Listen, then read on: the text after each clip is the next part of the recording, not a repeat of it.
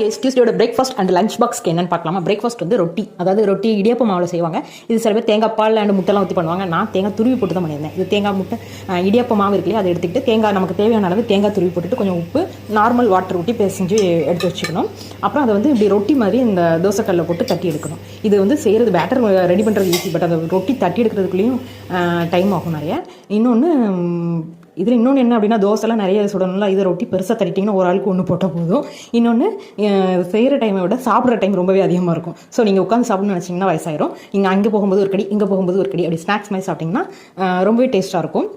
And இதில் வந்து இயற்கையான இனிப்பு, அதாவது சீனிலாம் போட்டு வர்ற இனிப்பு இல்லை, இயற்கையாகவே அந்த மாவில் ஒரு இனிப்பு இருக்குல்ல, அந்த இனிப்போட தேங்காயும் போடுறதுனால, பச்சை தேங்காய் போடுறதுனால டேஸ்ட்டாகவும் இருக்கும், ஹெல்த்தியாகவும் இருக்கும். அண்ட் தென் மதியத்துக்கு வந்து உதிரியாக லெமன் ரைஸ் அண்ட் அதை தொட்டுக்கிறதுக்கு பீட்ரூட் பொரியல் வந்து நீங்கள் அதை பீட்ரூட் கட் பண்ணும்போது கூட கொஞ்சம் சின்ன வெங்காயம் கூட கொஞ்சம், அப்புறமா இஞ்சி பூண்டும் கொஞ்சம் சாப் பண்ணி போட்டு பாருங்கள், ரொம்பவே டேஸ்ட்டாக இருக்கும். அப்புறம் ஸ்நாக்ஸுக்கு செவ்வாழைப்பழம் கொடுத்துருந்தேன்.